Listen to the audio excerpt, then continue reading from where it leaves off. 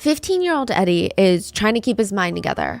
Honestly, he's trying to get a grip. He is a world kickboxing champion for his age group when he was just 11 years old, for crying out loud. I mean, he's thinking to himself, come on, get it together.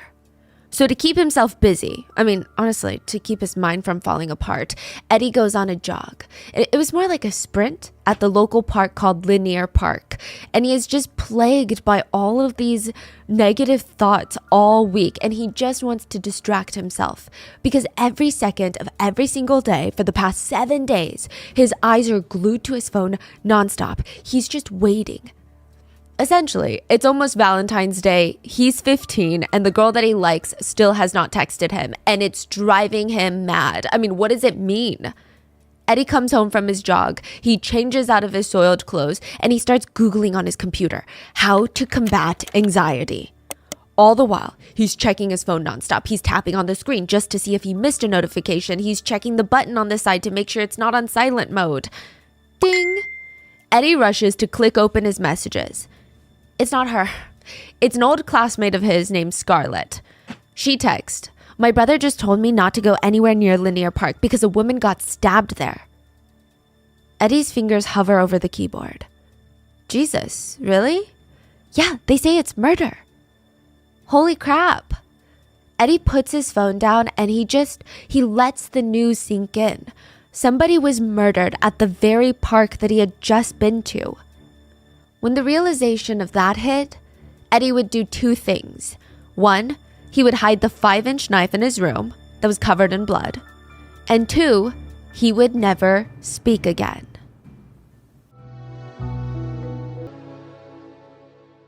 We would like to thank today's sponsors who have made it possible for Rotten Mango to support both the Point Foundation and Peace in Mind. The Point Foundation is America's largest scholarship-granting nonprofit organization for post-grade school LGBTQ students. Peace in Mind is an England and Wales-based fundraiser started by Brianna Jai's mother of today's case, Esther Jai. Now, in remembrance of their daughter, she has teamed up with Mindfulness in Schools Project, who provides curriculum for students and training for teachers with the sole focus of bringing mindfulness into the public grade school community. This episode's partnerships have also made it possible to support Rotten Mango's growing team of dedicated researchers and translators, and we would also like to thank you guys, our listeners, for your continued support as we work on our mission to be worthy advocates of these causes. Now, as always, full show notes are available at rottenmangopodcast.com. Before we get into today's case, though, I do want to note some very important disclaimers. Today's case revolves around a hate crime committed against a young member of the LGBTQIA+ community. Brianna Jai was targeted in part because she was transgender. So if this is a topic that is very difficult to listen to, please go take care of yourself, get some rest. I'll see you in the next one. Now, with that being said, I want to make it explicitly clear that Brianna's pronouns have been and still are she, her. However, there will be moments in this episode where I read to you text message evidence where a killer does not use her proper pronouns. I think if I were to fix the incorrect pronoun usage, it would no longer really even be considered evidence, some of the text messages. I think the only way to highlight the cruelty behind the motive of the murder is to keep them as they are. So I will be reading them verbatim, especially because this person, the killer, Eddie Radcliffe, is trying to appeal his sentence. So hopefully this is a reminder of what kind of person he is and what he did. So with that being said, let's get into it. The new transfer at Birchwood Community High School was a little weird. Yeah, she had an obsession with eyeballs. It was kind of like this unspoken rule amongst all of her peers. Don't look her in the eye.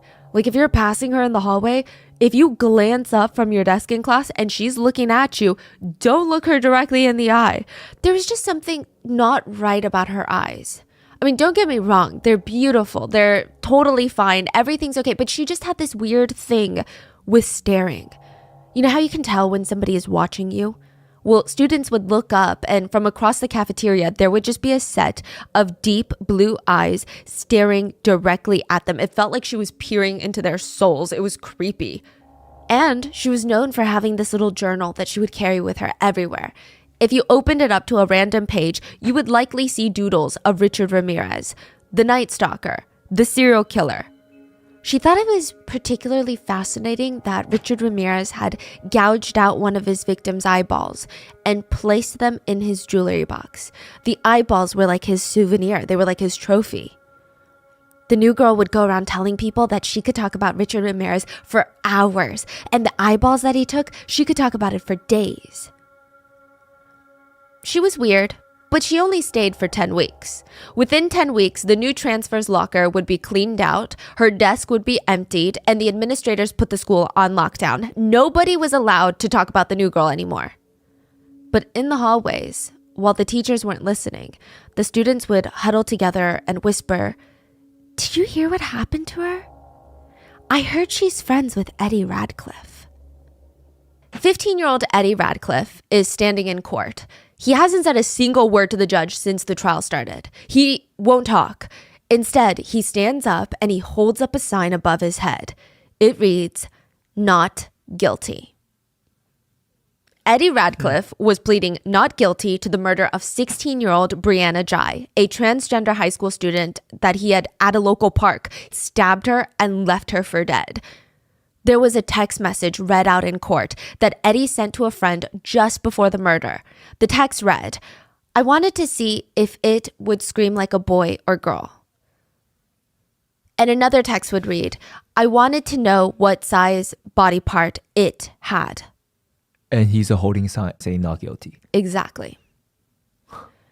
So, I mean, it was pretty rare for Brianna to leave the house, but when she did, she always let her mom know. So Brianna's doorbell camera catches her leaving the house on February 11th, 2023, around 12:45 p.m.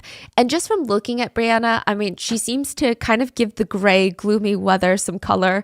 Her red hair, it's pinned straight down to her waist, and it's like radiant, it's popping.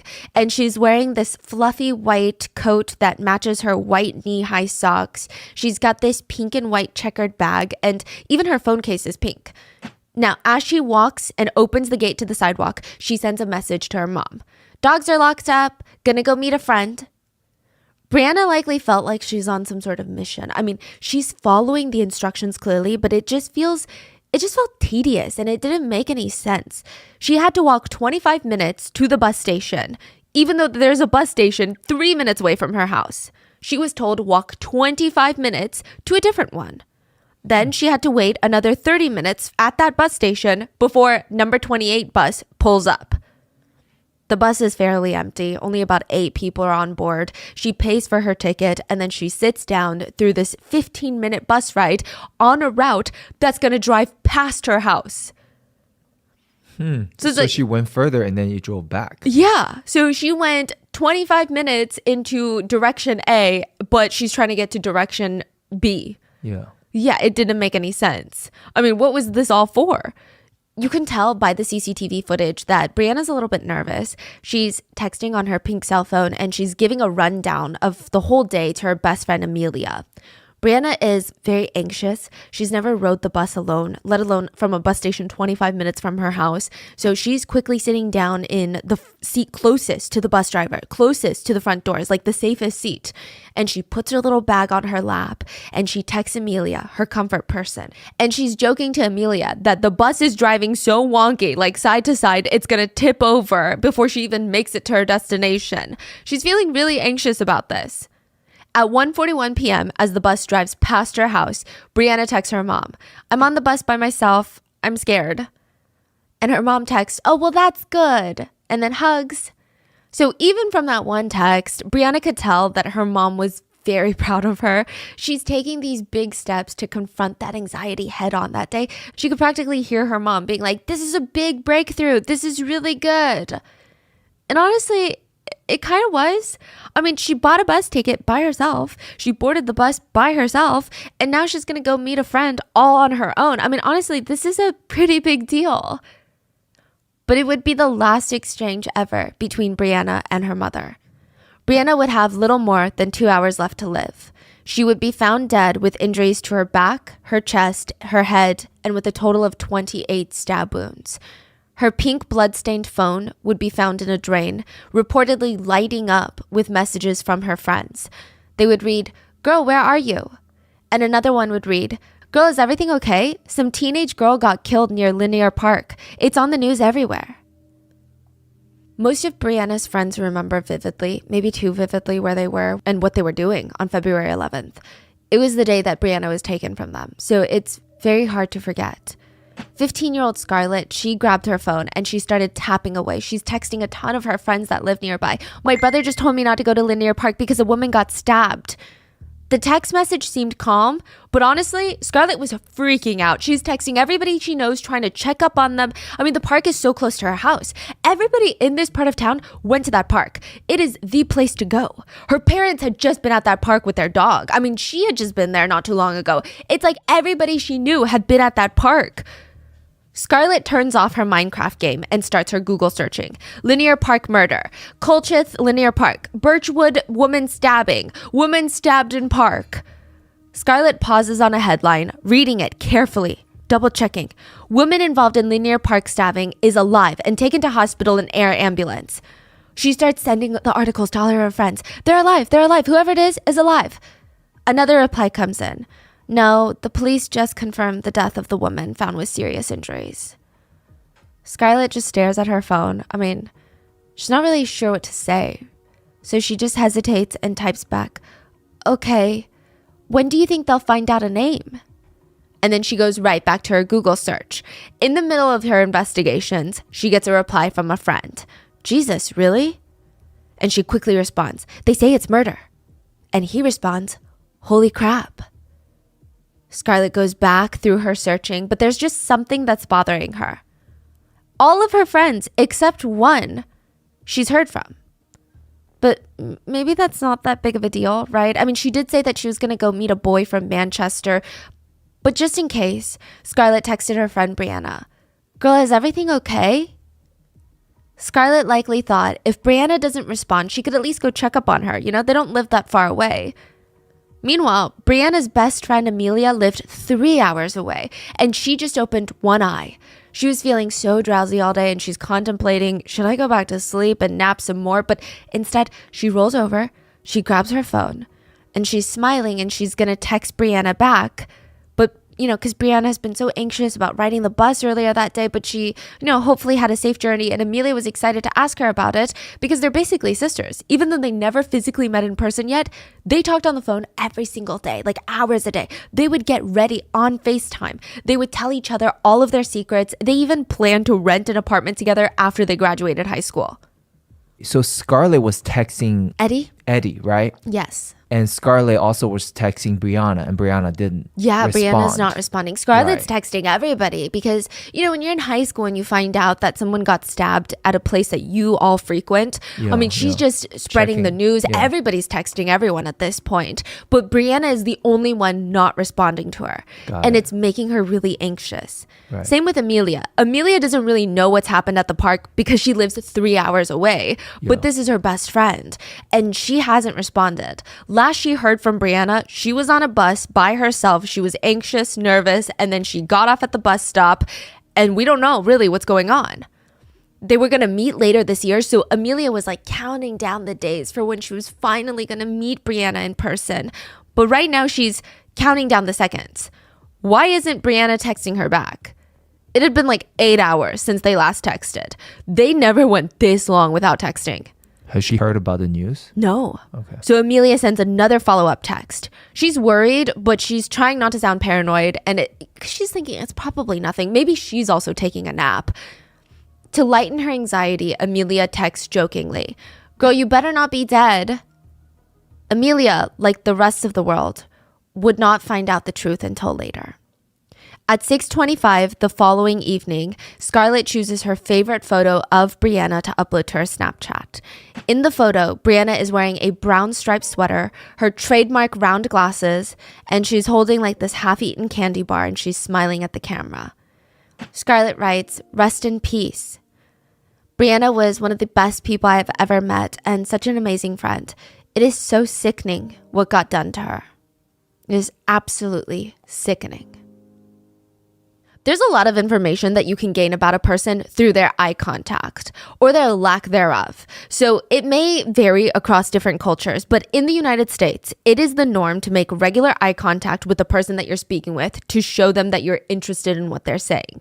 If someone is never quite meeting your eye when they're talking to you, you might find them to be distrustful. You might at least think that they're maybe a little bit socially awkward. You're going to think something. Or if someone holds your gaze for too long, if the eye contact is too long, too frequent, it's a different kind of unsettling. I mean, it's such a subtle thing that humans subconsciously pick up on. There is no rule book. It's just a matter of seconds. When someone holds eye contact for too little or too long, our brains register, oh my God, something is weird. So then is there a correct amount of time to hold someone's eye contact? Actually, apparently there is. Research has revealed that the average preferred duration for eye contact is about 3.3 seconds. Now, you have about like a 0.5 to a full second grace period. So as long as you're anywhere between like the 2 to 4 seconds of eye contact, you'll be fine. That is very true. Now you think about it, like more doesn't mean better. No, like, and it's so, we don't even have like a set timer in our bodies. We just kind of know. Yeah. You just look away. Weird. Yeah. Yeah. That's and so interesting. Everybody has similar timelines for that. Yeah. It doesn't like drastically change per person. It's very interesting. Now, Catherine Weiss made eye contact with a ton of people on February 11th, 2023. Now, it's a little damp that afternoon, but Catherine and her husband, they're walking their dogs in the local park called Linear Park. I mean, it's called like a gem of a dog walk. The locals called it that. They love walking their dogs there. Now, the couple, they passed by and smiled politely at dozens of other people jogging, walking their dogs, biking, playing with their friends. I mean, it's not a quiet time at the park. But the park is interesting because it never feels overcrowded, even though there's a ton of people. Interestingly enough, the park was actually built on abandoned railway lines. So the paths would diverge, they'd come together. There's steps and benches just placed randomly around the park. There's partially hidden wooded areas. It would probably be a very sinister place at 3 a.m, but it's pretty peaceful and private during the day. It's very busy, but it's also very secluded all at once. So if you go to the main areas, there's so much action. But if you kind of travel off the broken path, it can get very secluded very quickly. But as the Weiss couple turn the corner, they see in front of them a young man hunched over, putting a leash on his fluffy white dog. They take a step forward, ready to continue their little walk.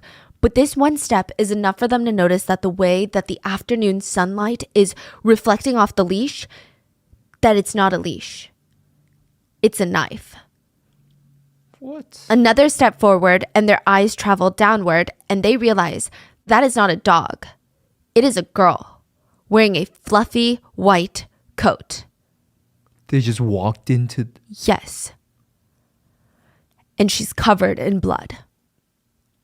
Suddenly, the man that's hunched over stands upright. He makes eye contact with them briefly. It's so quick. The eye contact is like 2 seconds, not even, maybe like a half a second. Catherine's not even sure if their eyes really met. And he quickly pulls his hood up to hide his face away. And then he starts stumbling away. He starts running off. That's when another figure stands up over the lifeless body on the ground. And this one is smaller than the first. And she catches Catherine's attention. It's a high school girl. She just looks so out of place in this wild scene. I mean, she looks like she should be at school. She looks like she should be at the mall with her friends or playing Monopoly at home. And her eyes slowly meet Catherine's. And the girl doesn't look scared. The girl doesn't look shocked. Her face is blank. I mean, it's free of any emotion. She's just staring, unblinking. I mean, her eyes are wide. She's got this heavy, dark makeup around them. Catherine wants to look away, but her brain is not even registering what she's looking at or even who she's looking at and what's going on. But there is just something about this girl's deep blue irises that keep her from pulling away. 1 Mississippi, 2 Mississippi, 3 Mississippi, 4 Mississippi, 5 Mississippi, 6 Mississippi, 7 Mississippi, 8 Mississippi. 8 full seconds. They just stood there for 8 seconds? 8 seconds staring at each other, frozen. And the girl doesn't even look scared. She doesn't look shocked. She's just staring at her while standing over a lifeless body. Those might have been the longest 8 seconds of Catherine's life. It was long enough for even Eddie, who had fled the scene immediately, to notice that he was running away by himself. He turned around and he saw his accomplice standing near the couple. What the hell is she doing? Why is Scarlett not coming? In the UK, there's a game called Knock Knock Ginger. I don't know why they call it that, but it's a game that we're all pretty familiar with to some extent. So it's called Ding Dong Ditch in America. The rules of the games follow. Step 1, find the target house. The only condition is the resident must be home. Step 2, you sneak to their front door and you ring the bell. Step 3, before the door opens, you run and you hide. The objective being that the resident's going to open the door, see that nobody's there, they're going to look around very confused, and you're going to be giggling to yourself in the little bushes. Residents of Birchwood were used to getting ding-dong ditched. It's a small town. I mean, the high schoolers, they don't really have a long list of fun activities that they can indulge in at night, so they go knock knock ginger or ding-dong ditch. One resident, late one night, gets a knock at their front door. They walk over and they look through the peephole. Nothing. It's just dark outside. They're like, this is strange. I mean, I could have sworn that I heard someone knocking on the door. So they turn the lock, grab the handle, swing open the door, and the resident freezes. It's like a cold wind just came into their house. It's so unsettling. It's so unnerving. That is not how you're supposed to play Ding Dong Ditch. Because they're on the street, standing there in the dark with nothing but the streetlight illuminating her, is a girl. She's just staring at the resident. She's not hiding. She's just like Chucky. She's just standing on the street staring directly at the resident. You mean like she's not standing in front of the door? No. But all the way back on the street? On the street, so past the driveway. Okay, that's creepy. Exactly. You're supposed to hide and it's supposed to be hee, the resident doesn't know who did it. She's just staring at the resident.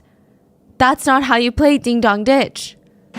That was Scarlett's favorite way to play, though. Oh, that is her game. That's her game. Oh, that's crazy. Like she's trying to intimidate and freak out the people. Exactly. Now, have you heard of what seatbelting is? It's a form of abusive bullying where someone grabs your backpack straps from the front and yanks them all the way down to the ground until you fall. It causes you to not only fall, but it forms these really intense rug burns under your underarms if they pull too hard from all the force. Brianna is sitting in the school's inclusion unit. It's like a class dedicated to helping students who need extra support or students who are about to get suspended.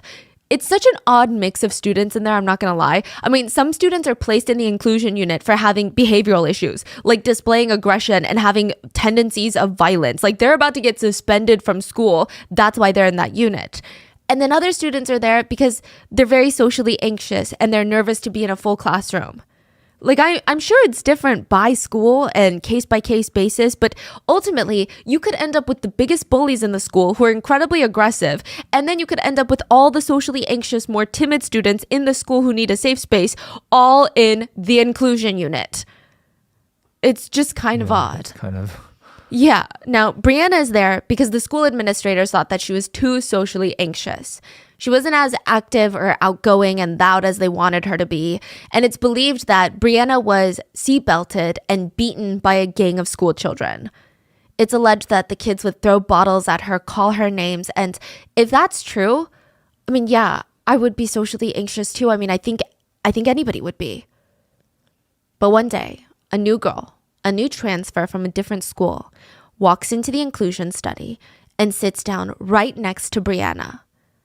She's got a stack of journals and pink gel pens and these deep blue striking eyes. And she looks at Brianna, leans over and says, "I like your eyeliner." Brianna smiled. That night, Scarlett would go home to text a friend from her old school, Walmart John Wick. Yeah, that's the name on her phone. I mean, well, in the UK, she had him under Tesco John Wick, but it's kind of like saying Walmart John Wick. And if you don't know, John Wick is the movie series of an ex-hitman. But his real name, Walmart John Wick, is Eddie Radcliffe. She would text him, "I'm obsessed over someone I know, but I don't have feelings for them. She's called Brianna, and I don't know how to explain it. Also, she has a DICK. LOL. That's what she texted. What? Very interesting. Now, a little bit about Brianna. I mean, I think the best way to sum it up is her childhood is, why would you have a black PlayStation controller when you can have a pink one? Like, it's not only a very valid question, but it's a very good question. Brianna was putting another coat of pink nail polish onto her PlayStation controller. And it's a whole process, you know, because you have to wait for the paint to dry and then add another coat. And then you don't want to get it into like the crevices or get it too thick with the polish. And then the polish has got to be soft.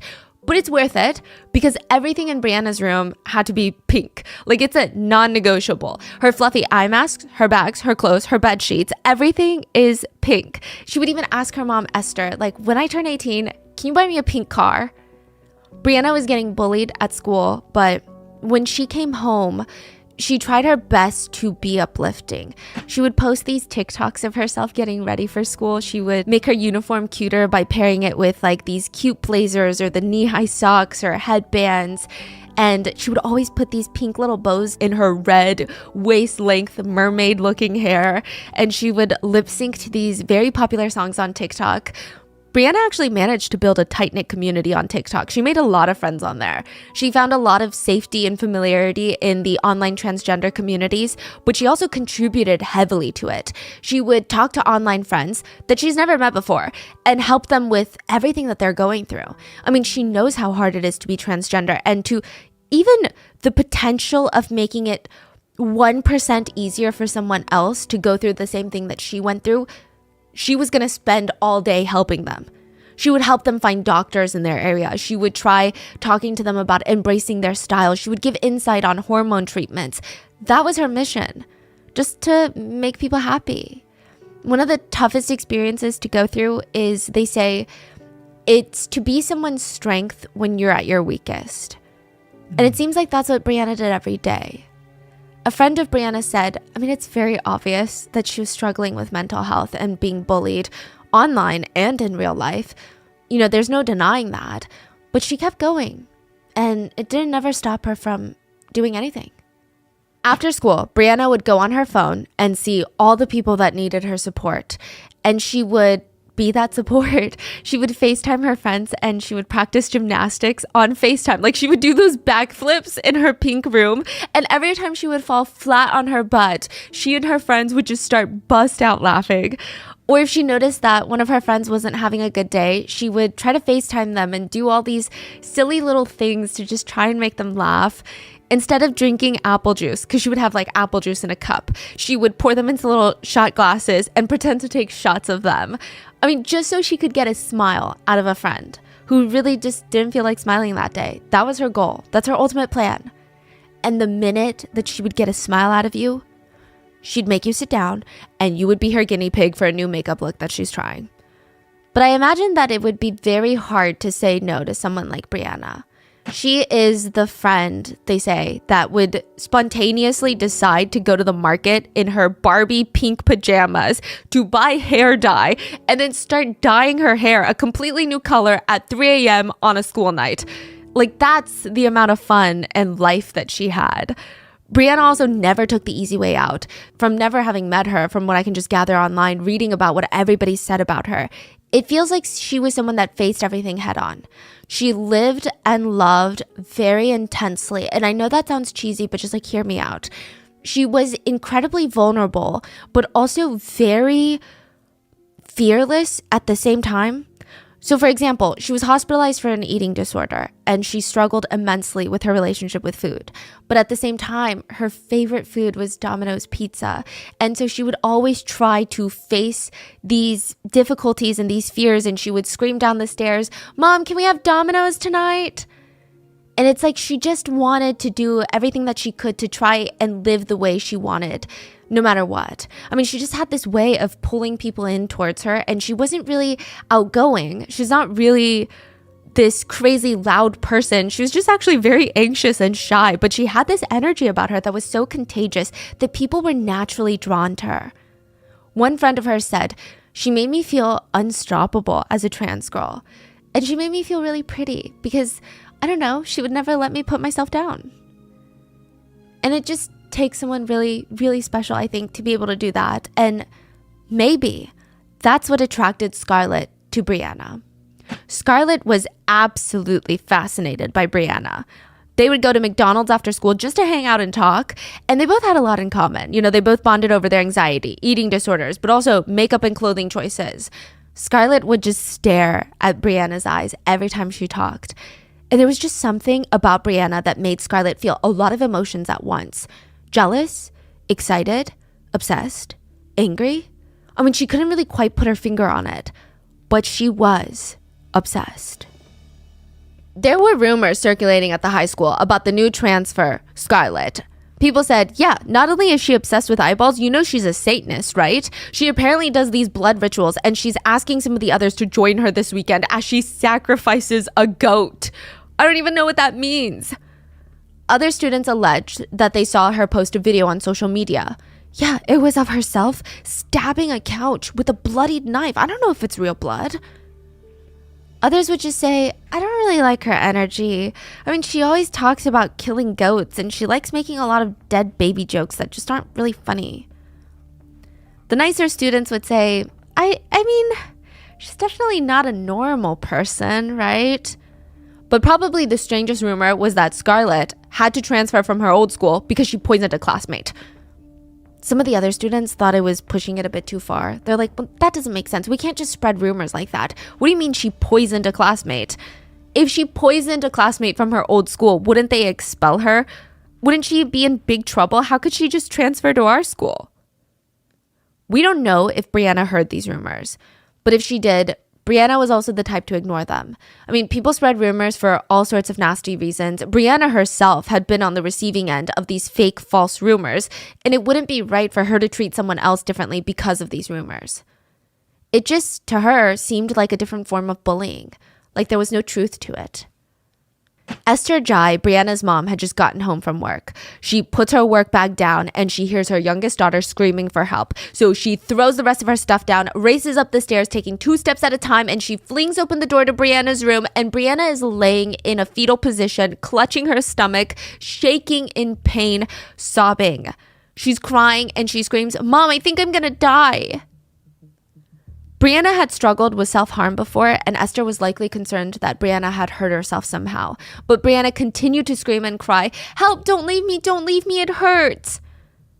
Esther had never seen Brianna like this before. I mean, she had never been a sickly child. Like, this was out of the norm. She notices that Brianna is clutching her stomach, and Esther is flipping through all of the possibilities in her head. I mean, could it be appendicitis, maybe?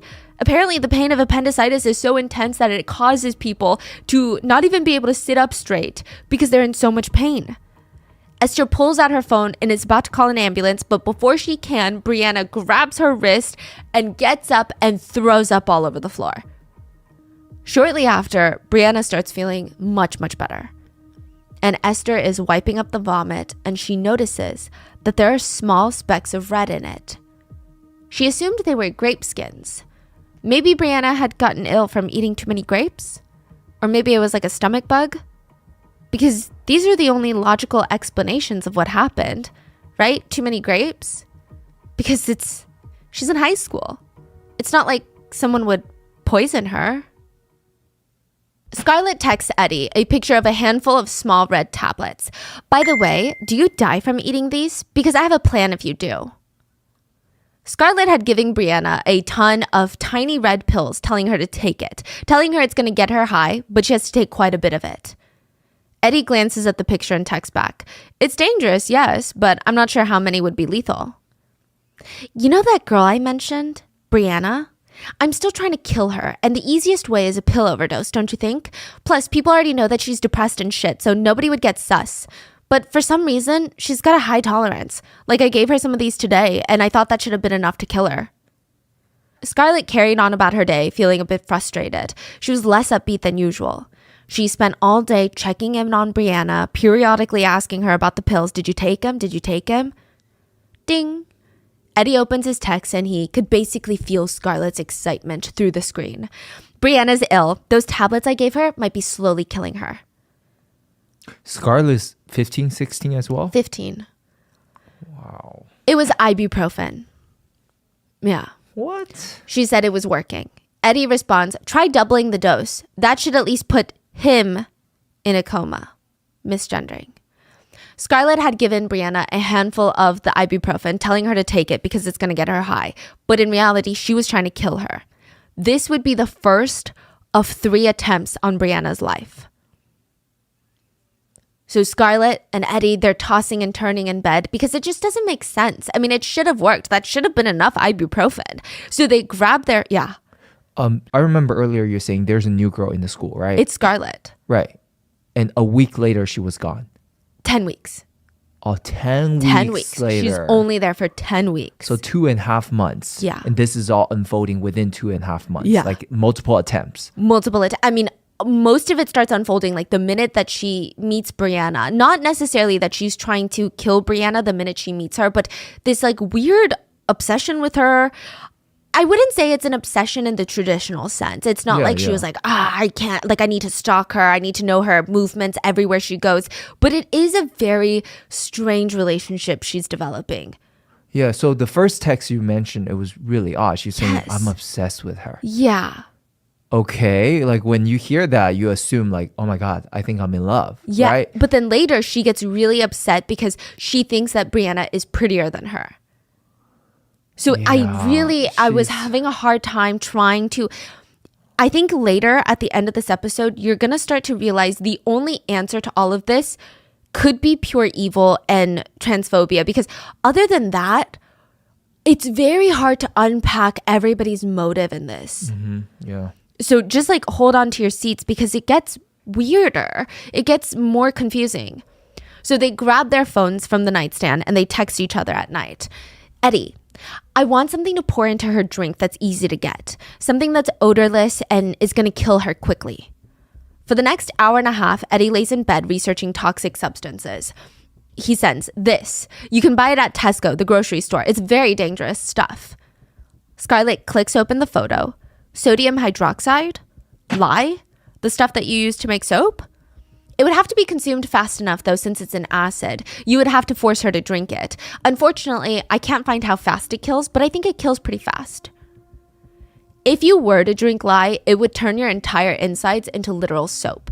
The lye is basically an acid. It's extremely corrosive. It burns all the way down into the stomach. If you pour flaming gasoline down your throat and then swallow a 6-inch knife afterwards, that's what it would feel like to drink a lot of lye. It's like liquid lava, fire, just going down your throat. You can feel where it is in your body because the minute it touches any part of your insides, your stomach lining, you can feel it. It's going to start dissolving you from the inside out. Scarlett thought the idea was perfect. She could just put it into Brianna's McDonald's milkshake after school. Another text comes in from Scarlett. Eddie opens it up, and this time it's a picture with a pair of scissors and a tissue with blood on it. The message reads, I'm gonna eat human flesh. Eddie smiles. Because Scarlett and Eddie, they have a very unusual relationship. They actually started off despising each other. They were 11 when they first met, so 4 years ago, and they did not get along. Eddie was a world kickboxing champion for 11-year-olds for his age group, and he started training since he was like 9 years old. Is he actually? Or? Yeah, he actually is. Oh. Yeah. Huh. And like typically being good at any sport, it guarantees like high school popularity, but not really for Eddie. Eddie just kind of kept to himself. I mean, to the point where people thought he's like a really weird robot with a mustache. He started growing a full-blown beard when he's like 13 years old. It was a lot. But other than that, he was a top student. He did well in all his subjects. He wanted to go to university to study microbiology. And absolutely nothing would get a rise out of him. At least not at school. I mean, who knows what's going on at home? But at school, I mean, everybody said Eddie was like this emotionless robot, that he didn't even have voice inflections. He would talk like this. He would talk like this, and then this is how he responds to everything. Even if you tell him something wild, he would just respond like this. Everything is monotone. There is no emotion. This is his excited voice. This is his sad voice. This is his bland voice. This is his voice. You would just see him walking around with his dark coat, long hair, never talking to a single person in the hallways, just very quiet.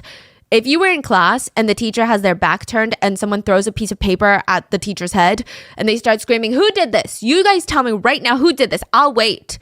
If someone points at Eddie, even though it was not Eddie, Eddie would have zero reaction. He wouldn't say, no, that's not me. He would just be like, Okay. It's kind of scary. Yeah, he would study at school, he would study at home, play video games. He just really didn't interact with anyone except Scarlett. And Scarlett at school, she was loud. Do you guys want to sacrifice a goat with me? I'm serious. I'm doing a blood ritual this weekend. I mean, it makes sense that these two hated each other. Scarlett saw Eddie as this weird, socially awkward kid, and Eddie saw Scarlett as this obnoxious, weird kid. They instantly had a strong distaste for one another, but they were always in the same class and in the same groups as each other. The forced proximity made them see each other in a different light. They realized, you know what, maybe we do have a lot in common. Scarlett started texting Eddie almost daily. I'm gonna stab your grandma. I'm gonna f your cat. That's just how Scarlett talked, apparently. Eddie didn't seem to mind it. In fact, he seemed to at least like it to a degree or thought it was humorous. Like it was a side of Scarlett that only Eddie got to see.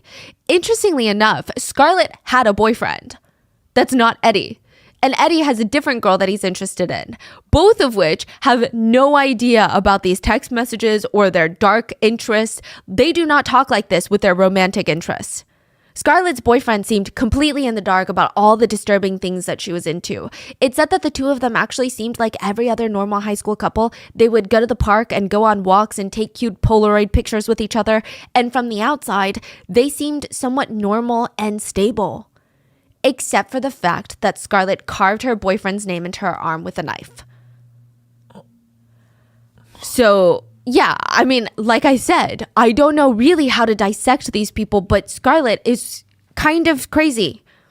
Scarlett describes Eddie as trustworthy, a sociopath, someone who doesn't have any emotions or at all, has a good sense of humor though, very, very smart, like genius level smart, but socially very awkward, gets anxious a lot. Eddie said about Scarlett that he's not really sure how to describe her personality, but she's definitely not normal. So it looks like they're both on the same page. Neither of their descriptions are glowing reviews of one another. I mean, not really the kind of comments that you would want to hear about yourself. Socially awkward, sociopath, not a normal person. I don't know how to describe her. But Scarlett and Eddie, they thought it worked for them. They just had like the right amount of understanding. They had just the right amount of respect for one another, and it worked. Eddie opens up a message to a text that he got from Scarlett. This one he'd been anticipating. He asked Scarlett for advice on how to ask his crush out. And he felt like, I'm just so awkward. I'm so nervous. I mean, I just need help. He wouldn't even be able to start a conversation with the girl of his interest. Eddie opens up the message and Scarlett texted him.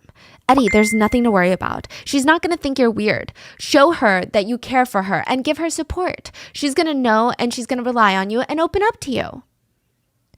He said, well, what if she replies? What do I do then? I mean, I've been trying this for the whole day. Scarlett reassures him that it's all going to be fine.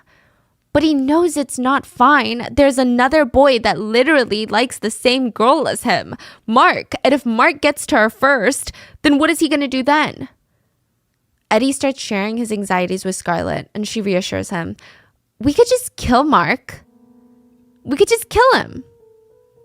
Eddie considers it for a moment, and then he responds, you mean cut his heart out and then cook it and feed it to your dog? That's not what she said. Yeah. Okay. Eddie would text Scarlett, the more you think about killing, the more likely you are to kill someone. I mean, it's hard to say if they knew the other party was exaggerating or lying. One would imagine that the lies were so obvious that there would be no question about it. But maybe they believed each other's lies because it made it easier to believe their own. Eddie and Scarlett, they had their own idea of ideal selves, like visions of who they wanted to be, and they start projecting it onto each other. So the way that I see it, let me try to simplify it, is let's say there's two people. One of them is studying to be a doctor. That's what they go around telling everybody. But you know that they're never actually going to get there because they're not actually ever studying. They're just so busy telling everyone they're studying. They're just saying that they are. And it's like they're more married to the idea of getting the respect of being a doctor or getting the respect of studying to be a doctor than actually wanting to be a doctor. That's one person. The other person is starting their own business, but they have done nothing, like no real work to do anything. All they do is post on Instagram about all their meetings. But what meetings? There's no business. Now, if either of them talk to anybody who knows them, it's going to be the same thing. They're not going to be treated as a doctor or a business owner because they're not one. I mean, they're so far from it. They haven't even taken the first step to become one. But when they're around each other, the wannabe doctor pretends to be a real doctor. That they've already studied, they've already become a doctor, they're already licensed, they're practicing. The wannabe business owner pretends to be a Fortune 500 CEO. And that's how they talk to each other in this kind of bizarre, I don't want to say fantasy land because that makes it seem like they are detached from reality and don't know what they're doing. But they're not, but it is fantastical. It's definitely a fantasy. They talk about how stressed they are and all of these things, but it's all fake. Scarlett always wanted to be treated like an evil, cold-blooded killer, so she texted Eddie, "I already killed 2 people, you know? But who knows? It could be more." Scarlett told Eddie she was having these weird dreams. Maybe they're more like hallucinations. Perhaps they were flashbacks of what really happened. She told him, "I hallucinated that I was covered in blood, and it was this guy named Landon, and I was covered in Landon's blood, and I could hear him scream and choking on his own blood, and I just saw myself standing over his body with the knife in my hand, smiling and holding the knife." She would later tell Eddie that she thought she did in fact kill a man named Landon, and these were not just hallucinations that her brain made up. Scarlett would text, "Do you know what the red rooms are?" Scarlett told Eddie that she downloaded Tor and started going on the dark web. She said she's a huge fan of the red rooms, which, side note, if you don't know what the red rooms are, it's like a torture rooms, allegedly, on the dark web, where you can pay money and someone will kidnap someone and torture them while live streaming it. It's like a snuff film in the making. Someone is gonna die. There will be bloodshed. It's really gruesome, and it's also questionable if they exist. So she texts him, "I love watching torture videos, real ones on the dark web. I've liked this stuff for a while, and I'm just happy because I finally found a good red room." Now, okay, side note, by the way, you know how I said I don't know if these exist? These types of videos do in fact exist. I think the red room concept is unclear. Like if you can live stream it and actually bet Bitcoin or whatever cryptocurrency to make acts of torture happen, that is what is debated. The existence of snuff films and stuff like that, I mean, those are very much true. There was one video that was recently making its rounds, not even on the dark web, a video of a cartel who had amputated a victim's arms and had skinned his entire face off while he was still very much alive. And they continued to torture him in various ways while he was screaming, and they were listening, jamming out to music, is how it's described. So that wasn't even on the dark web. So perhaps she did find some of these videos. I just don't know if it was in a red room setting. And in return, Scarlett let Eddie be whoever he dreamed of being, which is someone who absolutely did not care and was willing to kill anyone because why not? He's just bored. Eddie would show off his knife collection and these throwing stars that he had, like, you know, those metal star-shaped daggers that you can throw at things in walls? He was so desperate to be bad, and Scarlett just accepted it. People would later comment that it's so interesting that they found each other, you know, in this small town. Because in the small town of Birchwood, there's only 10,000 residents, and one of them would go by the Instagram handle, the Cum Lord. He was on Instagram, the Cum Lord, in reaching out to a high schooler named Eric. The Instagram account is reaching out to Eric, asking him if he wants to meet in the woods at the local park, Linear Park. Wait, who's the Cum Lord? It's like an anonymous Instagram account in Birchwood. Oh. It's like a fake account, and he's reaching out to a high school boy named Eric and is like, "Meet me in the woods. It'll be fun. Trust me." And Eric is just a random kid? Same school, random kid. The Instagram account is promising Eric whatever he wants in exchange for showing up to the park. Eric opens up the DMs from the Cum Lord. He doesn't know who this person is. And he's like, "This is sketch." He blocks the Cum Lord. And Scarlett and Eddie are pissed. They're like, damn it, they lost him. So Scarlett and Eddie had been going through the trouble of creating a fake Instagram account called the Cum Lord, and they were trying to specifically lure Eric out, all because they wanted to petrol bomb him. What is that? It's like a Molotov cocktail, which is essentially a DIY firebomb. It's really dangerous. Typically, it consists of highly flammable liquid inside of a glass bottle. You stick a flammable fabric shoved into the opening. Someone lights the fabric on fire, and you have an undetermined random amount of time for the fire to reach the inside. Typically, nothing happens, but we don't know, because there's no oxygen in the bottle. But once someone throws it, the fuel, the fire, it goes flying, splattering everywhere, and it's really dangerous. They wanted to throw a Molotov cocktail at a high school boy named Eric, a fellow student. They just didn't like him. But they can't ask him to come to the woods themselves because he knows they don't like him. So why would he go to the woods with them? So they created this fake Instagram account to lure him out into the woods so that they could Molotov cocktail him. They wanted to record the whole thing and post it on every social media platform because they thought it'd be hilarious. But Eric did not bite their bait. He blocked them. Scarlett and Eddie, they're really disappointed. And honestly, they're very upset because this is the fourth person they tried to kill. And it fell through again. There were 3 people before Eric, and there would be one more after Eric on their kill list. October 2022, Scarlett and Eddie made a kill list, a list of names of future victims, people they wanted to kill. There was no particularly good reason anybody was on that list. I mean, not that there ever is an appropriate reason, but it could be something as trivial as liking the same girl as Eddie. Remember how Eddie had a crush? Well, that guy Mark liked the same girl. For that, he was on the kill list. They planned to chop off Mark's Achilles heel, chop his tongue off so that he can't run or talk. Yeah, they wanted to torture him, and Scarlett had an idea. She said, if we kill Mark, can I keep some things? I want to keep a couple of his teeth and his eyeballs. I don't know how I would cut out the eye, though, without damaging it, or get the teeth out, but we should torture him before killing him. Sometimes their target on the kill list changed, but the conversations were always the same. Eddie would try to bring Scarlett back down to earth. We can't just go and kill everyone that you hate for the sake of it, okay? One guy was on Scarlett's kill list because he almost got her expelled from school. Scarlett wanted him dead, gone, right now. Eddie tried to reason with her over text, calm her down. He responded, well, you can't just do that. First, you have to lure him out. Depending on what excuse you use, it can change the plan. Like maybe you use drugs to overdose him. If you said you were going to give him some drugs, you could drug him. Or if you invite him someplace, you could always assassinate him. Well, I just want him dead, ASAP. Then you distract him, Scarlett, and I'll go from behind with my knife and then I'll stab him in his neck. Scarlett texts, okay, fine. Promise that you're definitely 100% going to go through with this. Scarlett waits for Eddie's text. Ding. If the plan and timing are good, then yeah, I will. The two would even search for rope on Amazon to strangle victims with, but they concluded that $17 for rope was way too expensive. Scarlett would keep brainstorming without the rope. She would write down on a piece of paper, okay, give them alcohol with sleeping pills, slit throat, dismember body, place pieces in black trash bags, bury bags 7 feet underground, bones included in the bags. Yeah. That was her initial plan that she wrote down on a piece of paper. And the kill list was ever rotating. Scarlett was in charge of picking the victim, and her mind changed every day on who, quote, deserved it. She would pick some random, small, trivial, arbitrary reason that someone needed to die, and then it was settled. She and Eddie would go about planning or fantasizing about the murder.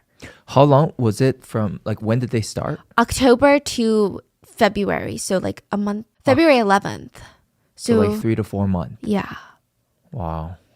Now, one day in January, Scarlett texts Eddie, and she's complaining. I think Brianna is prettier than me. Eddie responds, but is it a feminine boy? He uses a shortened version of that. Or a insert transphobic slur. He followed it up with, I mean, prettier than you, but it's a boy. Scarlett told Eddie that she was getting nervous and stuff around Brianna, and she wasn't sure why. She said, she's really different. I'm kind of obsessed. Eddie responds, tell me how you feel when you interact with it. Scarlett said, well, I get nervous and stuff. Eddie takes a moment to think before responding, and he says, I don't think you're necessarily in love. I think you're more curious and intrigued by its unnatural nature. You find it interesting because the majority of people aren't trans. It's like you're going to a funeral and one person is wearing pink. You're going to be fascinated by their difference. And somehow, Scarlett's jealousy, fascination, obsession for Brianna, and Eddie's transphobia combined would make Brianna their next target. Scarlett made plans to meet up with Brianna so that they could kill her. At 11:25 a.m., Scarlett texts Eddie, I'm so pissed. Brianna just last minute said that she can't come because of her stepdad's birthday dinner. Let's kill her tomorrow instead at 6 p.m.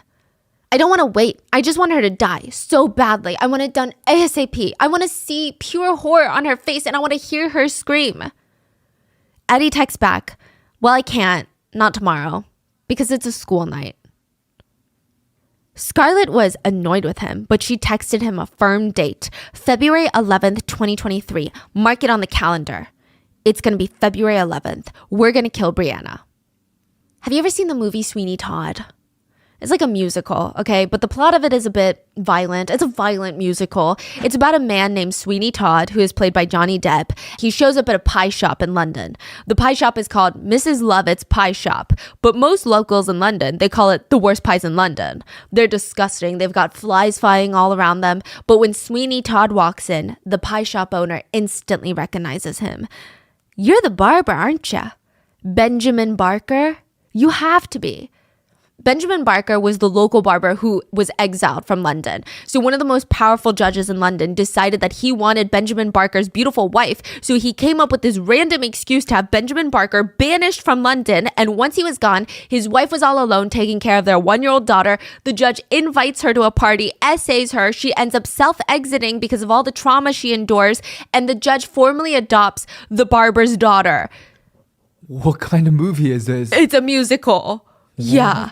And now Benjamin Barker, the barber, is back to get his revenge. Basically, he's going to kill anybody who stands in his way. He kills his victims with the barber's razor, slitting their throats, and he gives Mrs. Lovett, the pie shop owner, all the bodies to bake into her pies. It's cheaper than purchasing real meat for her meat pies, so she takes it, and apparently it's a hit because everybody starts showing up to the bakery for more pies. They can't get enough of these human meat pies. The meaning of the musical is basically dwelling on a dark past and horrible injustices and seeking revenge for those horrible injustices are ultimately going to destroy you and everyone around you. At the end, Sweeney Todd, the barber, he ends up dying. But that's not the moral of the message that Scarlett cared about, okay? She didn't even care about the music. She was obsessed with the killing scenes. There's about 11 throats that get slit in the movie, and she texted a friend saying, he kills people with one of the sharpest blades in the world. One slit, slice things good, very deep. It's really good, and dark, and gory, and romantic. I'm watching it for the 9,000th time. You should watch it too. She would post Sweeney Todd clips to her social media accounts, and mainly they were just compilations of the kill scenes. She said it was her favorite movie of all time. If she did indeed watch it 9,000 times, the movie runtime is about an hour and 59 minutes. If she watched it 9,000 times, she spent about 18,000 hours watching the movie, or 2 full years of her 15-year life. And normally I'd say 9,000 times sounds like she's just exaggerating, right? But she seems like she would have watched it 9,000 times. Yeah. Or at least a few hundred times. We're not exactly sure how many times she rewatched it, but we do know that rewatching Sweeney Todd was what Scarlett wanted to do the night of February 10th, the night before Brianna's murder. She texted Eddie, I'm excited as f-. Eddie texts back, why? Oh yeah, I forgot. She texts, I'm watching Sweeney Todd again. You should watch it. I can't watch romantic movies. See, I don't even know which one's more chilling. The one that say that I'm so excited, or he's saying that, I forgot. Yeah. What? He's like, I can't watch romantic movies. Well, make sure you wear clothes and shoes that you can run in, just in case. What knife are you bringing tomorrow? The hunting knife that I showed you in person. You should bring a knife too if you want to stab her, because I'm not going to throw my knife at you. After those text messages, Scarlett picked up one of her journals to write in. If you were to flip open a page and take a quick glance, it looks like any other high school girl's journal. Pink and blue gel ink with those little squiggly lines and hearts doodled all over the page. Scarlett's handwriting is very small and squished together, so if you just glanced at the journal from maybe a few desks down or from across the classroom, you would have no idea what she wrote. But her little journal would have some of the most atrocious things in there. If you flip the journal to a random page, you might land on Jeffrey Dahmer's page. And just to give you a refresher, Jeffrey Dahmer was a serial killer, cannibal, necrophiliac, meaning that he likes to have relations with deceased bodies. He was probably most widely known for, obviously, the heinous nature of his crimes and the fact that he chose a lot of POC victims, but he also wanted to create love zombies. He would kidnap victims, drill holes into their skulls while they're still alive, and try to pour acid into their brains because he wanted their brains to be turned off, that he could control them just physically, and they would still be alive, where he could do whatever he wanted with them. He was trying to create zombies, love zombies. He was also very keen on keeping trophies. The police found 5 severed heads in his kitchen. But Scarlett had a page in her journal in purple and pink gel pen that read, Jeffrey Lionel Dahmer, squiggle, squiggle. First line, gay, intelligent, very, very, killed 17 boys and men, organized, disorganized serial killer, not sociable, sad that everybody leaves him, usually dispose of bodies in a disorganized, badly way. Next line reads, dismembered bodies, smart. Alcoholic, smoked weed. When he's close to being caught, he usually panics and makes up a strange but smart and believable story to prove his innocence. Disorganized, made 14-year-old his own zombie with a drill, etc. High IQ, 145, genius level. Side note, his IQ was not 145. Most reports say that it was closer to 120, so definitely not 145, but I digress. The page continues. Loved getting roadkill and dissecting it. Lonely, wants love, attention, affection from other men, but never works out and they end up dead. Arrested, got beaten to death in prison. Last words? She never wrote them, but allegedly they were, I don't care if I live or die, go ahead and kill me. If you flip to another random page in her journal, you'll find John Wayne Gacy's page, The Clown Killer. He had at least 33 victims, and he was a sadist. On his page, Scarlett wrote, 33 victims, killed victims by strangling. Last words, kiss my ass. But her favorite was Richard Ramirez, the Night Stalker, the one that took the eyeballs. She wrote on his page, The Night Stalker, squiggle, squiggle. Characteristics, robberies, mutilation. Richard Ramirez quotes, heart. Big deal. Death comes with the territory. See you in Disneyland, which is what he said when he was sentenced to death. There's a list of all the quotes that he said that she apparently really liked. You maggots make me sick. I will be avenged. Lucifer dwells within us all. I've killed 20 people, man. I love all that blood. I love Satan. You know who I am, don't you? I'm the one they're writing about in the newspapers and on TV. Richard Ramirez was her favorite. He had over 15 victims, and he would drink his victims' blood by blending them up in his juicer. He would write messages on the walls and pentagrams to taunt the police. He's the one that gouged out the victims' eyeballs and put them in his jewelry box as a trophy. Scarlett would tell everybody around her, I could talk about him for at least 2 hours, including like quotes and dates and stuff. But Scarlett felt like there was a fundamental difference between them and her. Unlike those serial killers, she was going to get away with it. The day after a teenage girl is found dead at the local park, Scarlett's life starts spiraling out of control. Scarlett is staring down at her phone and she has a new message from a stranger on Facebook. It read, is that your friend who got hurt? Who was with you yesterday? At the park? I saw you at Linear Park. Your friend's face looks familiar. Scarlett could feel the blood pumping in her ears. Who could have seen her together with Brianna at the park? She tried to think of all the people they came across. Was it that full-grown man playing hide and seek? It was John and Christina's turn to hide. Their kids started counting and they're playing hide and seek. It's a classic. It's winter time, so the air is crisp and the kids are just getting their energy out. John wanted to stay close by, but still kind of hide. So he stood behind the trunk of a tree and he would poke his head out so that he could keep an eye on his kids. From his hiding spot, John looks around for his kids and he's watching them. But he sees someone in his peripheral vision. He turns his head and he sees a young teen girl, and the other, he couldn't really make out if Eddie was a boy or a grown man. Something in the way that Eddie carried himself just gave off like man-child energy. John watches them as they start climbing up the steps towards the trail, towards John. Their heads are swiveling back and forth. It's like they're scanning for someone or looking for someone. It feels like they're also playing a game of hide and seek. It seems like they're looking for John. So John pulls his gaze from them and glances back at his own children. And when he turns back around in the direction that they were, they have now reached the top of the stairs and are now eye level with him. He makes eye contact with the both of them. The boy looks away, but the girl keeps staring. She just had these deep, intense blue eyes that he would never forget. There's just something very dark about them. John feels unsettled, so he calls for his kids and they start making their way down the stairs and off the trail. And then they see another teenager, a young girl on her phone sitting on a bench. He can't help but notice that she had this beautiful waist-length red hair that made her look like this real-life mermaid, like Ariel. And she had this very light presence compared to the other two. But it seems like the three were friends. It looks like they were at the park together. But the energy was just so off.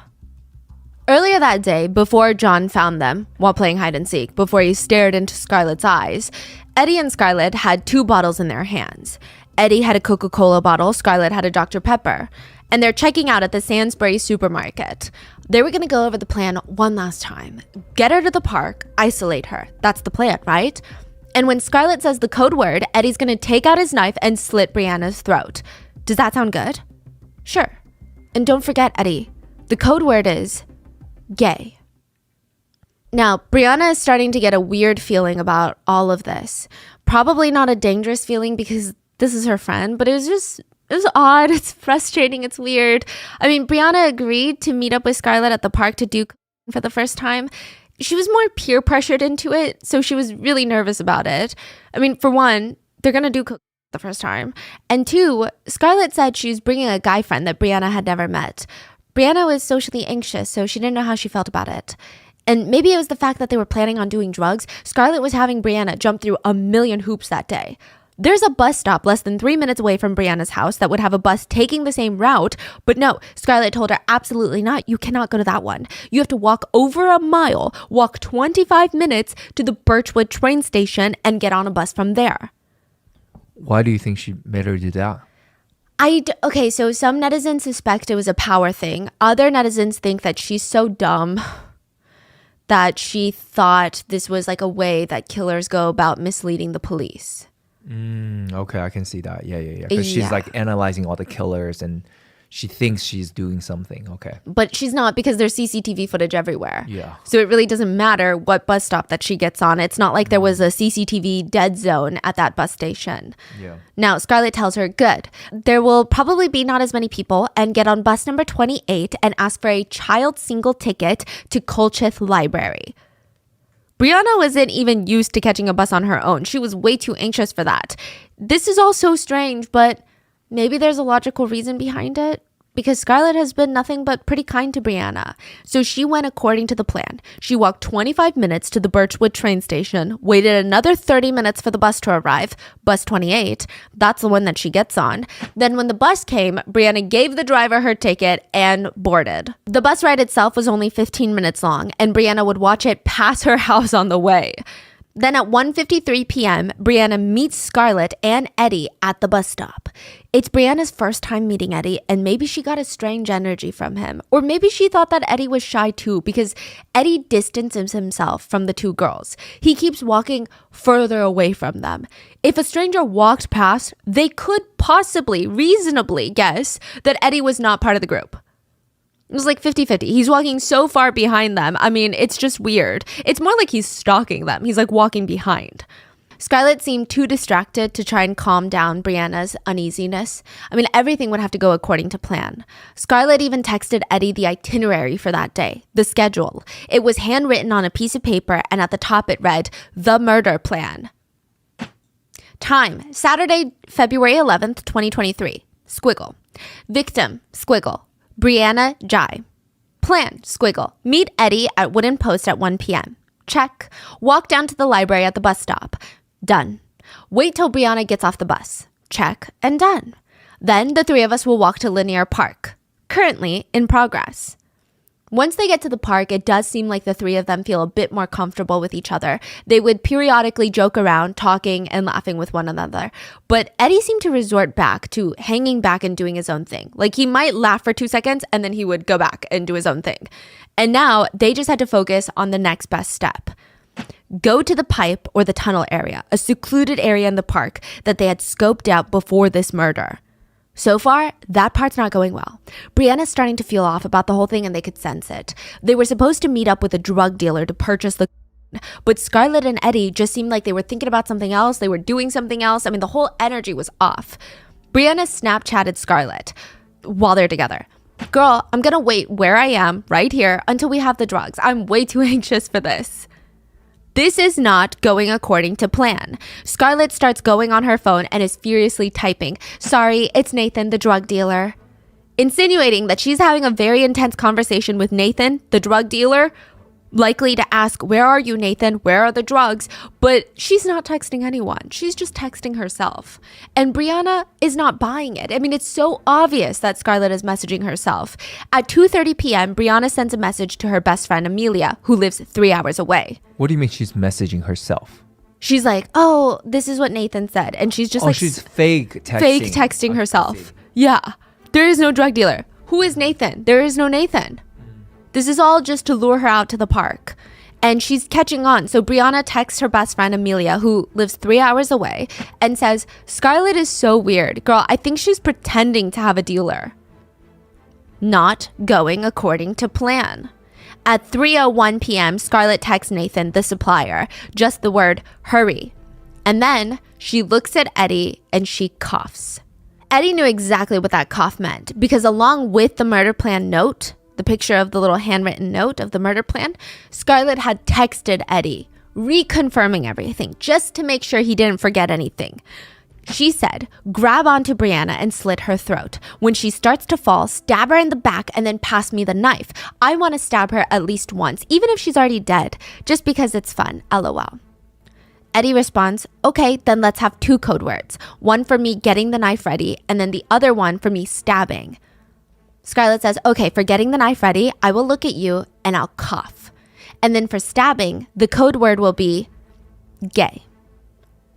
Before Brianna could even register what Scarlett said, because why did she just say gay? What just happened? Eddie throws her onto the floor and stabs her 3 to 4 times.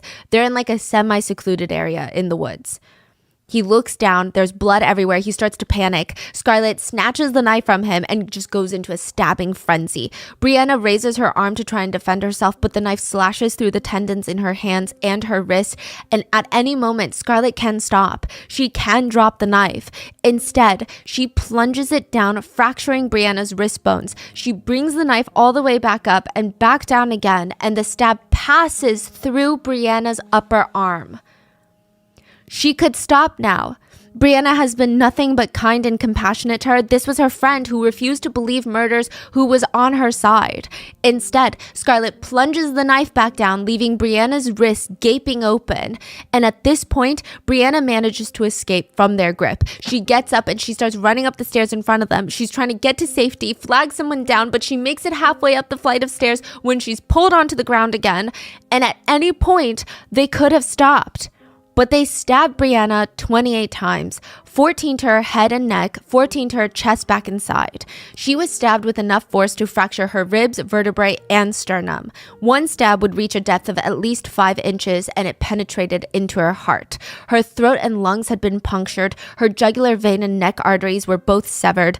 These are the 2 biggest veins and arteries in the body, and if severed, you could die within 5 minutes, and that's being generous. Many of the stab wounds had caused damage to her bones, including her chest bones, her ribs. They would require considerable force to inflict those levels of injury. And because of the location of where she was in the park, it took police and paramedics 20 minutes to get to her. There was no direct path. And she was pronounced dead at 4:02 p.m., 45 minutes after the Vises, the couple, stumbled upon her. The couple watching the dog. So the couple were the one that called the police. Yeah. And the couple saw them. Yeah, and gave their description and everything, but they had already run off.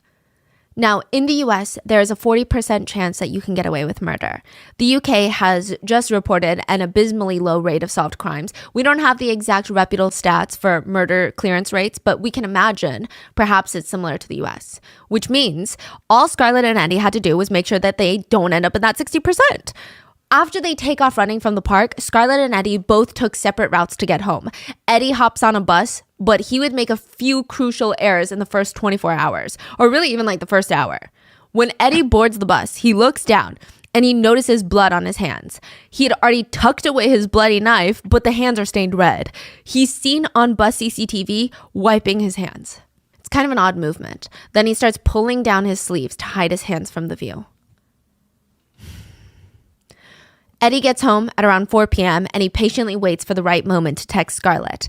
By this point, Scarlett has already been home. Instead of taking a bus, Scarlett ran all the way back to her house since she lives pretty close to the park, and she had a few things that were top priority. Scarlett took Brianna's phone. She uses Brianna's phone to text herself. Then Scarlett uses her own phone to delete a Snapchat thread and then walks over to a nearby drain on the way back to her house and tosses Brianna's pink phone in. Very quickly, she was home, safe and sound, playing Brianna's favorite video game. It's said that Scarlett doesn't even really like this game that much. Minecraft. It seemed like both Eddie and Scarlett's family did not notice anything odd or alarming about them, which I think is more odd and alarming.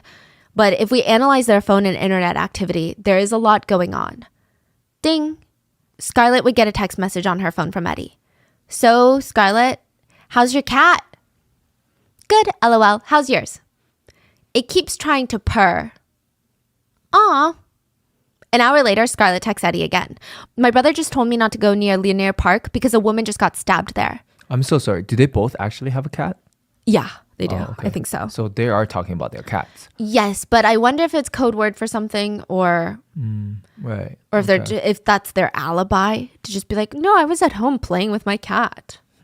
Eddie texts back, Jesus, really? Yeah, they said it's murder. Holy crap.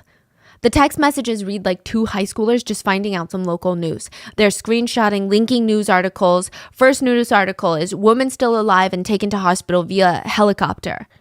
Then at 7:18, another news article is shared in the messages. The headline reads, police confirm death of woman found with serious injuries at park. Scarlett asks Eddie, when do you think they'll find out a name?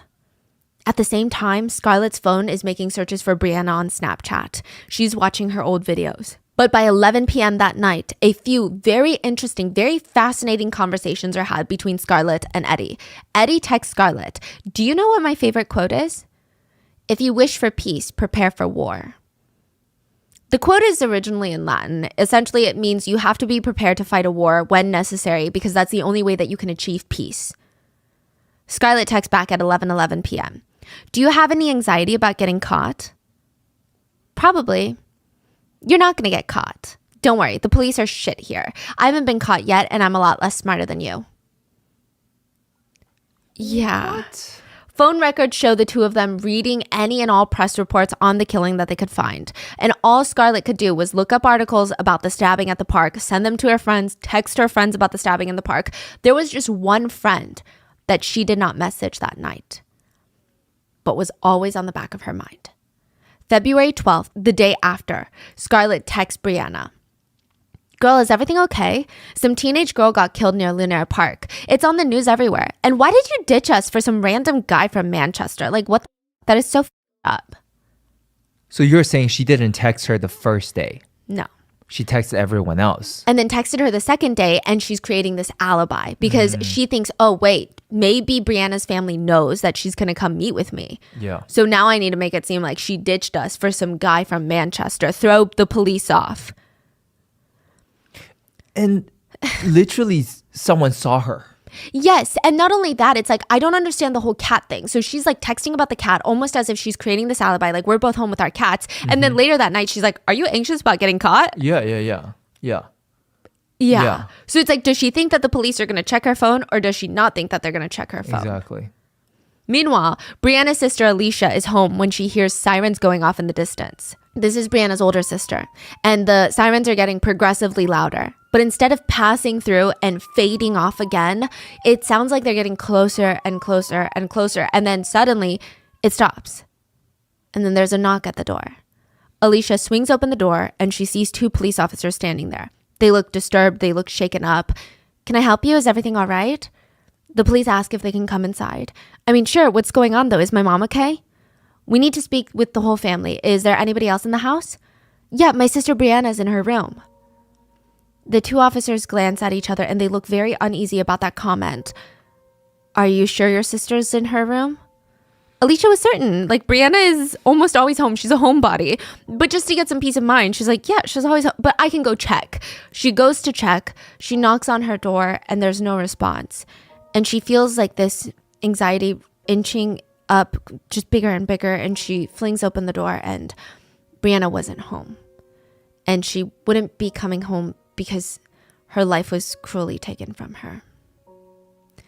It took the police less than 24 hours to find who they were looking for. They took witness statements, collected local doorbell and dash cam footage, CCTV footage. The last people to be seen with Brianna were Scarlett and Eddie. They both fled the park after she was found stabbed. I mean, it's very obvious that they were involved. February 12th at 7:30 p.m., just over 28 hours after Brianna was stabbed, police arrest both Scarlett and Eddie. The 2 of them had very interesting reactions to the arrest. Scarlett looks straight at the officer and she asks, how come I'm a suspect? How come you're a suspect? Wow. Yeah, is it because I'm the last person to have seen her? Is that why? You are under arrest on suspicion of murder. How come I'm a suspect? How come you're a suspect? Because I'm the last person that's seen her, is it? I don't know. All the information I've received is you are a suspect, okay, for the murder. Yeah. Meanwhile, Eddie is forced onto his knees. His hands are behind his back, and the officer with the body cam footage walks in and says, are you Eddie? Yeah. His voice is super monotone. No voice inflections, anything. Just, yeah. Robotic. The officer reads him his rights, and Eddie stands up, and he just mumbles in a robotic tone. I can explain. You Eddie? Yeah. Eddie, you're locked up suspicion of murder, alright? You don't have to say anything, but you may harm you eventually don't mention when questioned. So you later line in court, and if you do say we evidence, do you understand? Yeah. I can explain it. No, listen. Right, listen. Do it all on interview, alright? Yeah. You're going to take it to the wrong corner, you'll be interviewed about it, they'll ask you questions, alright? Yeah. Within 48 hours of Brianna's murder, the Cheshire police would be the ones doing a lot of explaining. They told the media and press, and I quote, there is no information or intelligence to suggest this was a hate crime. By this point, the police had already read a ton of the transphobic messages between Eddie and Scarlett, and they believed because the 2 had a prior kill list that did not include transgender people, Brianna's murder was not a hate crime. They weren't targeting Brianna specifically for being trans. That's what they said. Brianna's lifestyle, they said, made her more vulnerable. They said because she's anxious and she stays indoors a lot and is just a very quite vulnerable individual, that's what made her relatively easy in terms of accessibility for the killers. That's what they said. And the media ran with it. The media ran with it's not a hate crime and started committing hate crimes of their own. Yeah. In initial media reports, many news networks dead named Brianna, which means you use and refer to someone by their old name that they no longer go by, which is incredibly offensive. Additionally, some publications even stated that Brianna had been living as a girl for several months. That's what they said. Who says that? Living as a girl for several months. Some headlines would switch between ignoring Brianna's trans status, or they would just refer to her only as, quote, transgender girl. While they also insisted in the same article, quote, there's no evidence of her murder being a hate crime. A lot of netizens said Brianna was being killed and bullied once more after her death by mainstream media. Now, as for the 2 killers, because they were minors at the time of their crime, their identities were not initially released to the public, but the judge decided to lift it and release their names because they were already somewhat circulating on TikTok. People were doxing them on TikTok. Their names were later released, and they became 2 of the most hated people in the UK. Now, before Eddie stops talking, he does a lot of talking. He blames the whole thing on Scarlett. He said he never tried to murder anyone because, and I quote, it just goes against everything I know and I believe, you know? One of the first things investigators noticed, even during Eddie's arrest, was that he had a ton of tiny scratches and cuts all over his arms, face, and hands, even one near his eyes. And they're like, where did you get those? Various reasons. Some were self-inflicted because, I was stressed about an upcoming exam. This one on the right arm was from chopping limes. Interesting. He said he was chopping a lime when the knife slipped and it cut his arm. But the cut was on his right arm and Eddie is right-handed, so he just decided to chop limes with his left hand. And what about the cut near your eye? Oh, that was my cat.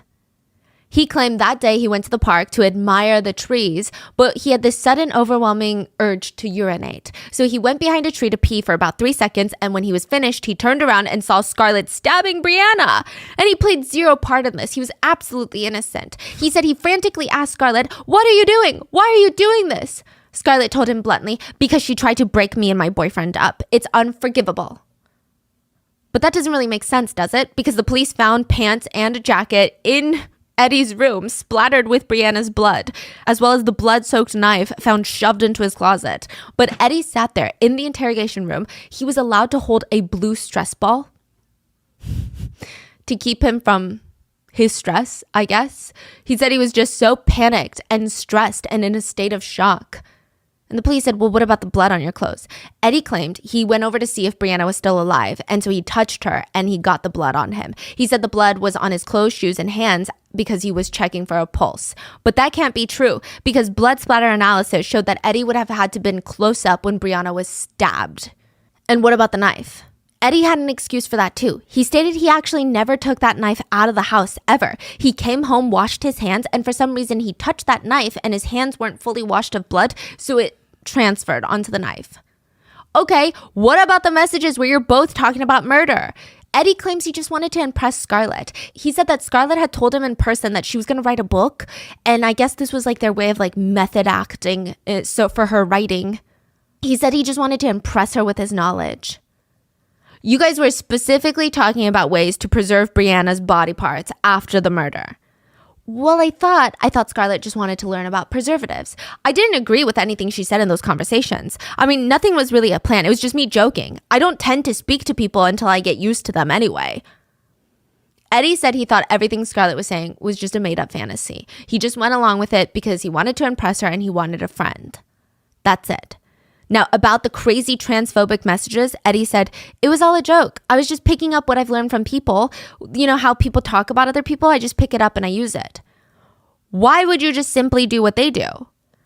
I have insufficient knowledge about myself to be able to tell you why I copy what other people do. He also claimed that he knew gay and bisexual people. So, okay. Yeah, I mean, the police were not inclined to believe anything Eddie was saying. So at that point, he just stopped saying anything at all. He stopped talking to anybody except his mother before the trial. He was diagnosed with selective mutism. Now, just a quick disclaimer, selective mutism is a very real thing. Selective mutism is an anxiety condition where the sufferer is capable of speech and understanding language, but is incapable or unable to in certain situations that typically deal with extreme loss or grief or stress. They can't talk in front of strangers. Sufferers said it feels like a switch suddenly flips and they can't speak even if they want to, and they just want to like grab at their throats and they're trying to push the words out. It's so frustrating, and it's even more frustrating because it only happens in certain situations, so people feel like you're faking it, but they're not. Now, the condition is relatively rare and it's found in less than 1% of the population, typically in younger children under the age of 5 and typically in girls. So Eddie's sudden onset of selective mutism, very rare indeed. But it doesn't really help him in any ways, right? In the trial? It does. It does. Yeah, it does. Okay, so let me tell you. First, the trial is delayed for months because Eddie's legal team is struggling to communicate with him on how he wants to proceed. The trial would officially begin November 27th, 2023. It would last for 18 days. And for the first time in British history, due to Eddie's new selective mutism, and again, if it ever sounds like I'm skeptical about selective mutism, I'm not skeptical about the condition or its existence or the real life effects that it has on real people who have it. I guess all I'm trying to say is I can't be 100% certain that that is what Eddie had, right? Now, it did make the trial unnecessarily difficult. For the first time in British history, Eddie was allowed to give evidence by typing it out on his computer. That's how he gave his statements. He would sit in a different room from the courtroom with his little keyboard, and whenever he wanted to ask a question or say something, words would appear on the screen and they had to be read out for the rest of the court. And it was a whole process because Eddie would stop to think, or he would delete everything he was typing, fix up his grammar, and then someone would have to read it out loud. Do they see like real life typing? Yeah. Or? And it's just annoying. Like, I think it's also kind of insulting. Like, really now? Yeah. You know, and then he and Scarlett were also given fidget toys in court, which a lot of people were upset by. And I can kind of understand. I was trying to wrap my head around it. I can understand the use of fidget toys in courtrooms if the purpose is for a smoother trial for the victim's family. But it is kind of annoying when they show up with like fidget toys and Sudoku books that they're allowed to work on. Like, you're just puzzling. Like, I think that's kind of I don't think that they're respectful people in any way, shape, or form to begin with, but yeah, Eddie was just playing Sudoku at like high key points of the trial, especially when they're describing Brianna's stab wounds. He's just puzzling. And just as Eddie blamed Scarlett, Scarlett and her attorney were blaming Eddie. I mean, the whole thing was really ridiculous. At one point, Eddie's attorneys even accused Scarlett and her defense team for stealing their defense. It's giving, I robbed a bank and then you robbed me. How dare you? Side note, at first, before the trial, Scarlett did try to tell the police the whole Manchester guy story where she was like, oh, Brianna left to go meet a guy from Manchester. But once the police brought in all the evidence, she started answering with just no comment, Eddie did it. She said the same thing about the text messages, that they were all fantasies, that she just liked to fantasize about this. The prosecutors asked her, why even fantasize about killing your friends? Like, that's not a normal thing. And Scarlett would respond, I just found it all quite interesting. Why did you tell Eddie that you already killed 2 people? I just wanted him to think that I was a serial killer to add to the fantasy. You told him that you wanted to eat human flesh. Did you intend to eat human flesh? No. Then why did you tell Eddie that you wanted to? I just know that some serial killers would, like they'd be cannibals, for example. I thought I would introduce the fantasy with Eddie. It was just weird. During the trial, Brianna's mom was devastated when she found out that her daughter was killed by someone she knew as a friend. She never met Scarlett, but Brianna used to talk about her all the time, about how they would hang out at McDonald's afterwards. And she would later say, it was the worst possible person that could have done this to her because it was someone that we trusted, someone that Brianna trusted. As a parent, you would never imagine that another child, that your child is met from school, would be capable of such a thing. It was also revealed that just 4 months before Brianna's murder, Scarlett did in fact poison a 13-year-old at her previous school. That's why she transferred. She brought a bag of gummies to school. They were cannabis edibles, and she kept trying to get everyone to try it. She's like, try it. I mean, by this point, she already had a reputation of being a creepy, untrustworthy person, so everybody rejected. Scarlett was so peeved off by this that she went up to a 13-year-old at her old school and basically just forced them to take the gummy. Within 15 minutes, the unnamed 13-year-old started feeling an odd sensation, tingly sensations, like their heart was racing, their mind-body connection was not intact. They were hospitalized because, again, we don't know how much. Like 13-year-olds, I don't think that they can metabolize much cannabis, and they were spiked, they were poisoned, they were drugged. Wow. Yeah, which, I mean, it was a huge deal, but the school did not treat it like a big deal. Essentially, Scarlett poisoned a 13-year-old, and this is crazy, but Scarlett was not expelled from her school. She was just suspended for 5 days. And in that time, she was arranged to transfer to a new school, and her old school said it was to give her a second chance. She got transferred to Birchwood Community High, where she would meet Brianna. This was her second chance. The new high school, they didn't even know the extent of the poisoning. They just thought that she brought weed to school. That's why she was being transferred. During the trial, it's revealed that Scarlett and Eddie had tried to kill Brianna twice before. So the ibuprofen was one attempt. And the second attempt was they wanted to lure her out to the park 2 weeks before the actual murder, but it was Brianna's stepdad's birthday. So she did not go. Now, a lot of netizens initially thought that Scarlett was the most vile of the two. Like, she was more evil than Eddie because there was a lot of notes and journals that were released by the public, her obsession with these really creepy movies and the serial killers. People thought that because she's the one that befriended Brianna, she's the one sending all these text messages to Eddie, he's just engaging, right? But she seems more excited about killing someone. That's what netizens thought. But then after the trial, a lot of netizens think that Eddie is actually the more evil one. I mean, don't get me wrong. Scarlett is twisted. Netizens think that she's vile, evil, gross, and she's fascinated and excited about the idea of killing someone, and she needs help. She needs to be kept away from society. She's a danger and she's an evil person. But Eddie seems to have killed on pure hatred alone. Like, he hated Brianna for who she was. The defense attorneys would argue that because there were other people on the kill list that were not transgender, that meant that this was not a hate crime. This was just two people who wanted to kill someone and chose Brianna not because of her identity, but because she was vulnerable. Meanwhile, during the trial, Eddie's dad could not show up to court because this is so foul. But just a few days before Eddie went on trial for murdering a 16-year-old girl, Eddie's dad drove up to a bus stop in his Maserati. He saw two 16-year-old girls standing there waiting for the bus, and he pulled down his pants, exposed his privates, and started touching himself while making eye contact with the two 16-year-olds. This couple days before that killing, Eddie's dad... Not the killing, the murder trial. So he's already going to be on... Oh, this is in the middle of the trial. Yeah, before the murder trial starts, like while they're prepping. Is driving around in a Maserati. Yeah.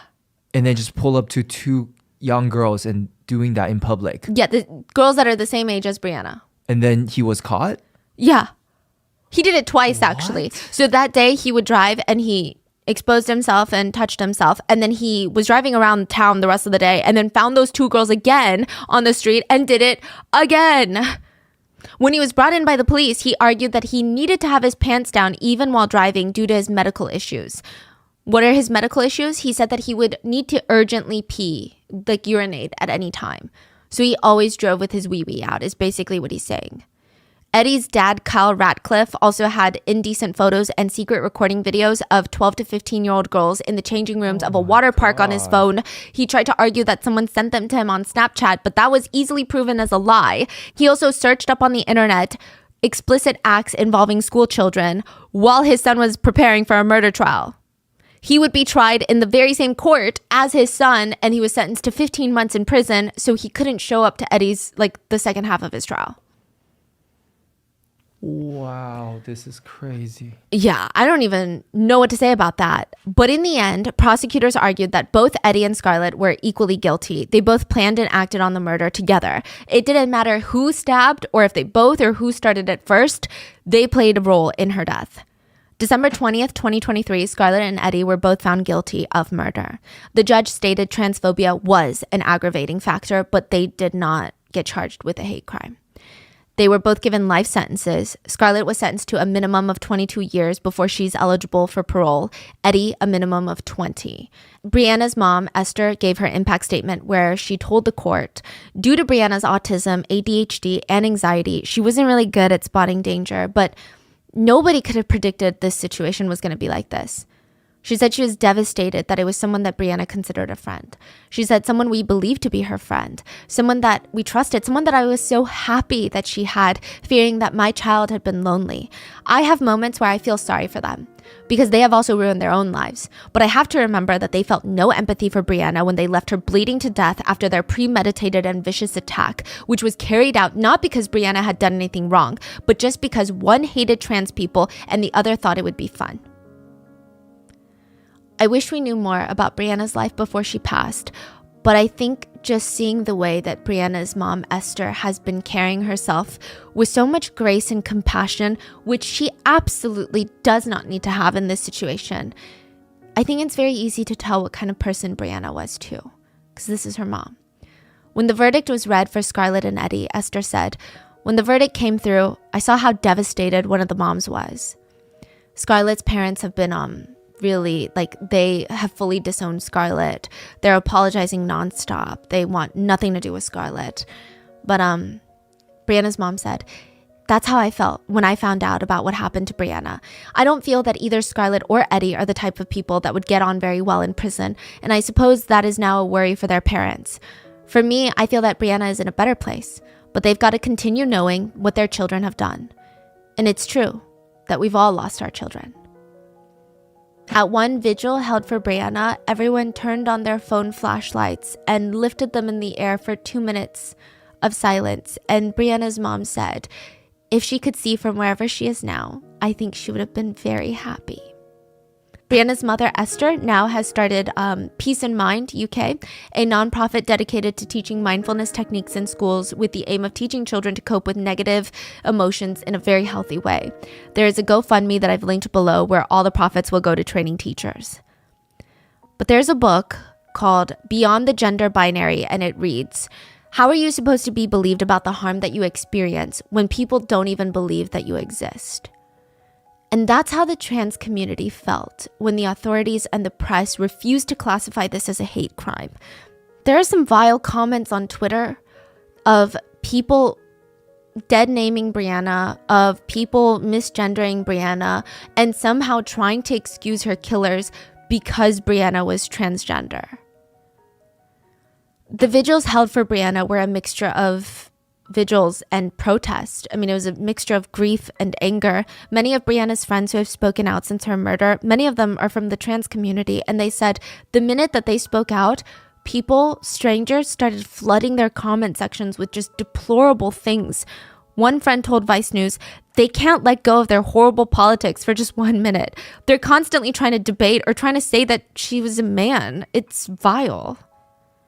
One of Brianna's friends stated, I cried myself to sleep the last few nights. I don't feel safe to leave my own house anymore. And I remember hearing about Bree's death and I instantly ranted to my mom and I just said, I don't know what to do anymore.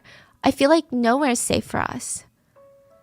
According to a spokesperson for the Mermaids UK, a charity for transgender youth, they saw a 31% spike that week in calls to their helpline.